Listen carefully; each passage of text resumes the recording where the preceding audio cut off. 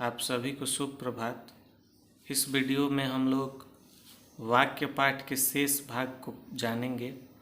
इससे पहले के वीडियो में हम लोगों ने वाक्य और उसके रचना के आधार पर वाक्य के भेद की जानकारी प्राप्त की थी, जो कि हमारे पाठ्यक्रम में है। आज हम लोग उपवाक्य के बारे में जानेंगे। तो सबसे पहले प्रश्न यह उठता है कि उपवाक्य कहते किसे हैं। तो परिभाषा के अनुसार वाक्यों का ऐसा पद समूह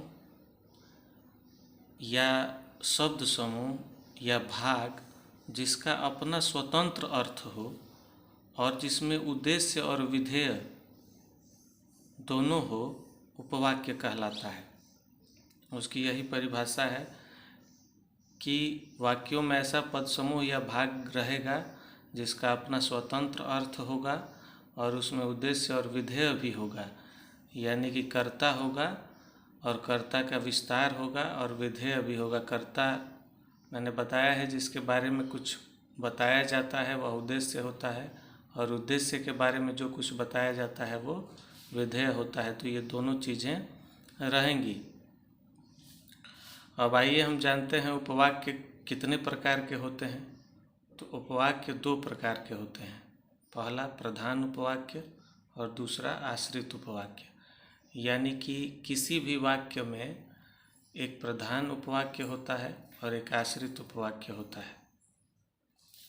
आश्रित उपवाक्य, प्रधान वाक्य तो उपवाक्य तो एक ही होता है, लेकिन आश्रित उपवाक्य के अब तीन भेद होते हैं: संज्ञा उपवाक्य, विशेषण उपवाक्य और क्रिया विशेषण उपवाक्य।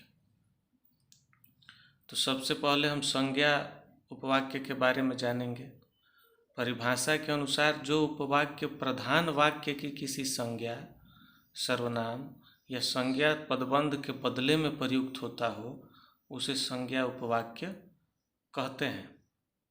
यानी कि प्रधान वाक्य के किसी के संज्ञा के बदले में जो पदबंध संज्ञा या संज्ञा पदबंध के बदले में जो प्रयोग में आता है, उसे हम लोग संज्ञा उपवाक्य कहते हैं। इसका मतलब कि हमेशा दो उपवाक्य जुड़े रहेंगे, जिसमें से कि एक कोई आश्रित उपवाक्य होगा और उसका अगर वो संज्ञा के जगह पे आया होगा तो वह संज्ञा आश्रित उपवाक्य कहलाएगा। उदाहरण में आप देखिए, पहला है जैसे रहीम बोला मैं कर्नाटक जा रहा हूँ। इसमें अच्छा देखिए, अभी इस उदाहरण को जानने से पहले हम एक महत्वपूर्ण चीज़ जान लेते हैं कि संज्ञा उपवाक्य से पहले प्रायः की का प्रयोग होता है, जो कभी कभी लुप्त भी हो जाता है। यानी वाक्य में जो संज्ञा उपवाक्य होगा उसको पहचानने का एक तरीका ये रहेगा कि उस उपवाक्य के शुरू होने के ठीक पहले की लगा रहेगा। कहीं कहीं यह लुप्त भी रहेगा, तो हम उच्चारण करके वाक्य पढ़ के, और अगर वो लुप्त भी है तो मन में हम उसका उच्चारण करके समझ जाएंगे कि यहाँ की होगा और इसके बाद वाला जो वाक्य होगा वह संज्ञा उपवाक्य होगा। इस उदाहरण को जानने से पहले कुछ नए उदाहरण मैं आपको दिखा रहा हूँ। जैसे देखिए, किसी क्रिया का जो कर्ता होता है वह संज्ञा उपवाक्य के अंतर्गत आता है। जैसे एक वाक्य है, भगत सिंह हिंसावादी थे, पूर्णतः सत्य है।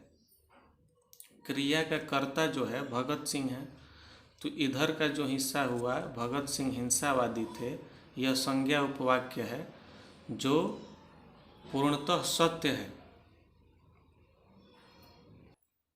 जो पूर्णतः सत्य है के संज्ञा के रूप में यहाँ आया है, इसलिए यह संज्ञा उपवाक्य हो गया। इसी तरह एक दूसरा नियम यह भी है कि जैसे ये किसी क्रिया का कर्ता जो है वो संज्ञा उपवाक्य के अंतर्गत आता है, उसी प्रकार किसी क्रिया का जो कर्म होता है वह भी संज्ञा उपवाक्य के अंतर्गत आता है। जैसे वाक्य है, मैं जानता हूँ तुम आलसी हो।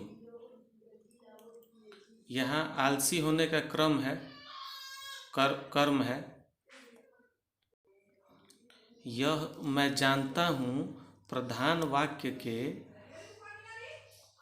संज्ञा पदबंध के रूप में यहाँ पे आया है, तुम आलसी हो।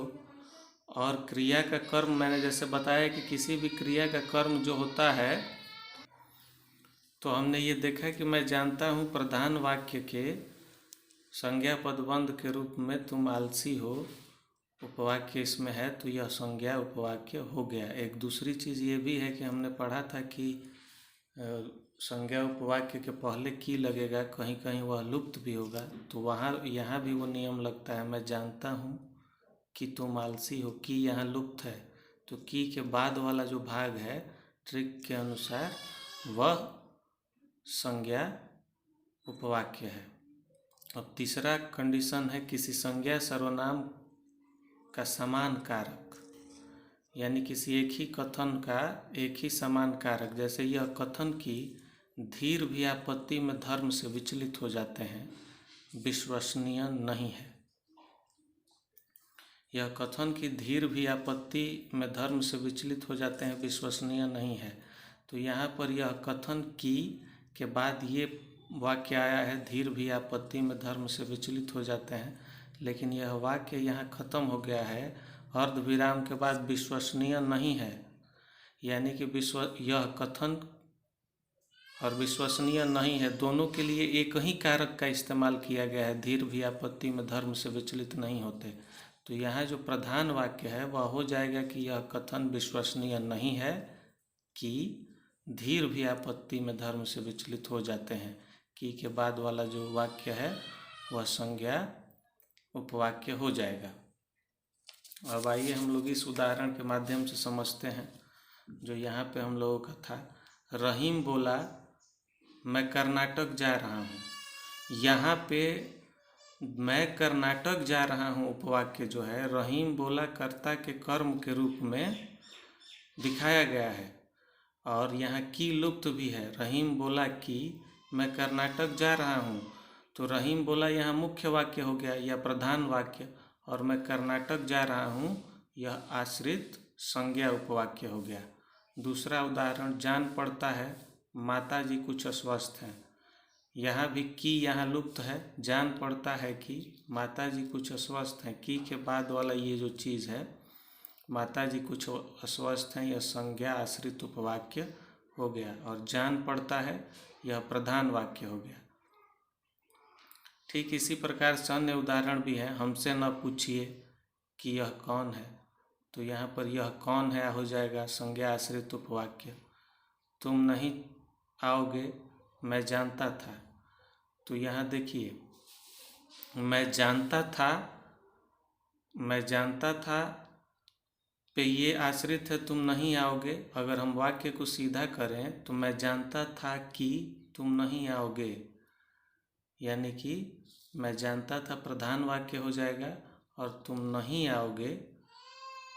चूँकि मैंने शुरू में आप लोगों को समझाया कि किसी क्रिया का कर्ता संज्ञा उपवाक्य होता है, तो नहीं आने की क्रिया का कर्ता तुम है, तुम नहीं आओगे ये संज्ञा आश्रित उपवाक्य हो गया, और मैं जानता था यह प्रधान वाक्य हो गया। तो ये चीज़ें हमें याद रखनी है कि संज्ञा उपवाक्य से पहले प्रायः की का प्रयोग होता है, यह कभी कभी लुप्त भी होता है। किसी क्रिया का कर्ता जो है वह संज्ञा आश्रित उपवाक्य होता है, किसी क्रिया का जो कर्म है वह भी संज्ञा आश्रित उपवाक्य है, और किसी संज्ञा सर्वनाम का समान कारक भी संज्ञा आश्रित उपवाक्य है। और जब भी किसी वाक्य में प्रधान वाक्य के किसी संज्ञा या संज्ञा पदबंध के बदले में जो वाक्य आएगा वह संज्ञा उपवाक्य कहलाएगा। अभी तक उपवाक्य के इस वीडियो में उपवाक्य के इतने ही हिस्से को हम पढ़ेंगे। अगले वीडियो के माध्यम से जो शेष चीज़ें बची हैं उसके बारे में भी हम जानकारी प्राप्त करेंगे। तब तक के लिए नमस्कार, धन्यवाद।